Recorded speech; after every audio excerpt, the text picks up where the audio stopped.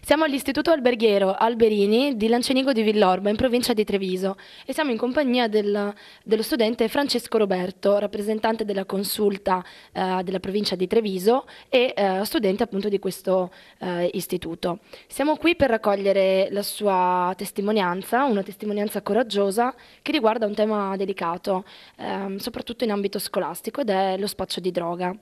Francesco, tu hai portato avanti un'iniziativa, una testimonianza per i tuoi coetanei a questo riguardo e insomma hai avuto delle reazioni contrastanti, positive, negative. Di certo insomma, hai portato all'attenzione non solo della tua scuola e dei tuoi coetanei, ma anche dei media questo argomento. E infatti risalgono al 14 e al 15 gennaio scorso due articoli pubblicati sul Corriere del Veneto di cui tu sei protagonista.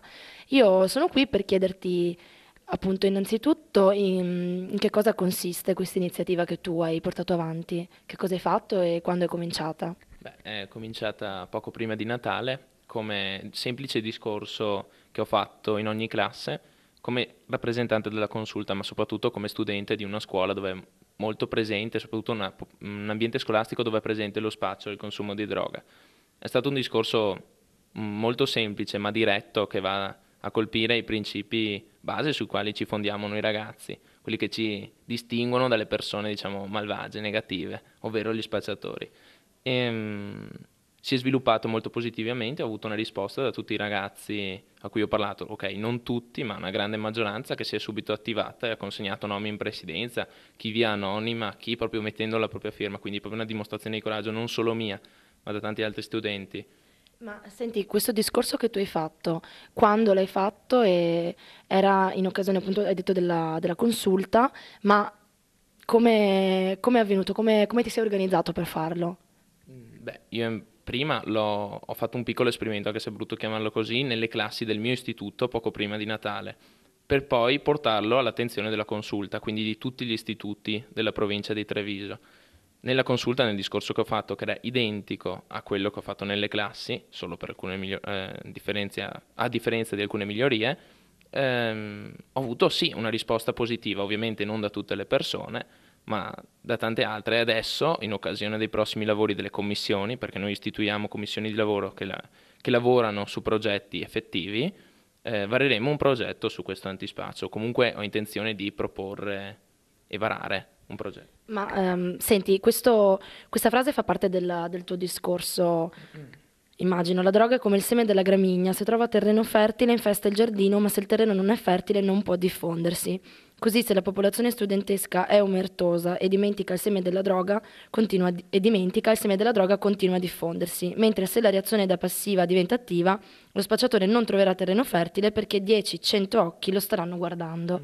Come ti è venuta questa idea? Cioè, come mai tu hai sentito il bisogno di fare questo discorso, di parlare ai tuoi compagni? Beh, questa idea mi è venuta, in poche parole, sono passato dalla teoria alla pratica. Io sono un appassionato di storia, ancora tanto tempo fa avevo letto la frase di Falcone, quella che dice chi tace e chi nella testa muore ogni volta che lo fa. E non l'ho fatto per atti di dimostrare eroismo nei confronti, cioè il mio eroismo o atto di coraggio, semplicemente fare del bene per la popolazione che io non solo rappresento, ma ne faccio parte, quella studentesca. Eh, quindi è nato tutto da una semplice frase e dalla voglia di fare.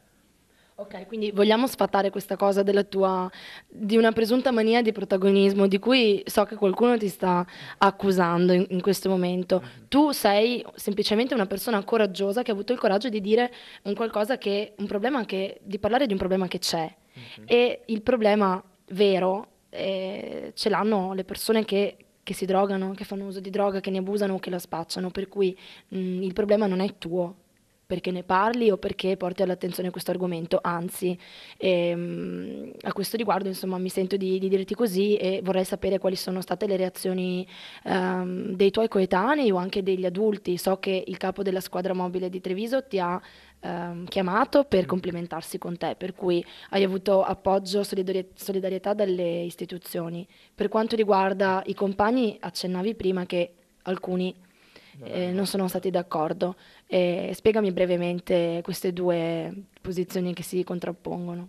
Beh, sicuramente quando si ha voglia di fare qualcosa e si fa qualcosa di positivo, si pesta i piedi a qualcuno. Ovviamente non posso andare a genio come iniziativa a tutti, sicuramente avrò chi mi mette i bastoni tra le ruote. C'è stato e ci sono stati dei ragazzi che mi hanno espresso direttamente o indirettamente tramite alcuni compagni che era ora di fare star zitto quel rappresentante perché poteva mettere a serio repentaglio gli interessi di alcuni. Il mio non è coraggio, quindi non ho paura, ero consapevole di quello che stavo facendo, quindi dal momento in cui si fa qualcosa si ha una reazione e non sono né preoccupato né niente, sono semplicemente consapevole, ma mm, sì, Ma senti, non so se tu hai la ragazza, però se tu l'avessi dovresti tranquillizzarla, penso, perché magari si preoccupa, ma vogliamo dirle che non c'è nessuna, insomma, non hai fatto dichiarazioni di, insomma, esagerate, hai semplicemente detto la tua opinione che probabilmente non è quella che va per la maggiore tra i tuoi coetanei, quindi è solo questo, quello che tu devi portare avanti se ci credi, però. Sicuramente non sono un magistrato in grado di mettere seriamente i bastoni tra le ruote a qualcuno. Sono solo uno studente, quindi non deve esserci una preoccupazione da parte di chi mi sta vicino, ma assolutamente, ok, un po' di apprensione magari all'inizio, ma anzi dovrebbero proprio stare tranquilli, non ricevo minacce serie, pesanti, insomma, di uccisioni, omicidi, eccetera, o pestaggi, assolutamente. È stato un po' enfatizzato, ma Senti Francesco, so che tua madre è un medico e questo ha influito un po' nella tua posizione, in questa tua ferma posizione nei confronti delle sostanze stupefacenti o comunque dello spaccio. beh, sicuramente grazie a mia mamma sono arrivato ad essere un ragazzo di 19 anni con delle idee del genere in testa. Sicuramente grazie a lei, ma non solo, anche il fatto comunque di eh, aver visto mio nonno morire giovane per una dipendenza mi crea una certa ostilità verso tutto ciò che può dare il fumo, la droga. Ma sì, sicuramente conta molto il fatto che mia mamma mi abbia. Ma comunque penso che ogni genitore con dei buoni principi riesca a trasmettere un messaggio del genere, non c'è bisogno di essere un medico per forza.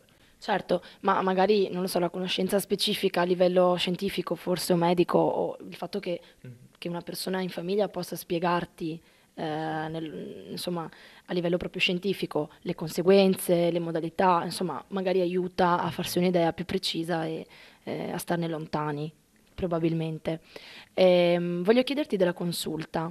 Qual è il tuo impegno all'interno della consulta e come pensi di gestire questa cosa, questa tua posizione sia a scuola che nella consulta?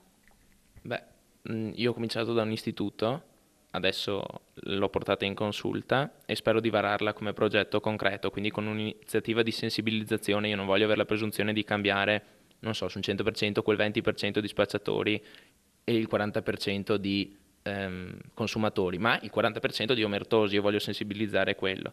Sicuramente adesso, la prossima settimana avrò il Consiglio nazionale dei presidenti A Roma. a Roma e presenterò questa iniziativa. Sicuramente mi sono già state fatte domande dai miei colleghi di Belluno. Mi ha incuriosito, a parte il discorso, comunque la parola, no? Che è importantissima, quindi la testimonianza, a livello concreto di progetto, per pubblicizzare, promuovere o insomma, che idee hai? Ti sarei fatto qualche idea a livello proprio di logistica o di organizzazione pratica di una campagna di sensibilizzazione?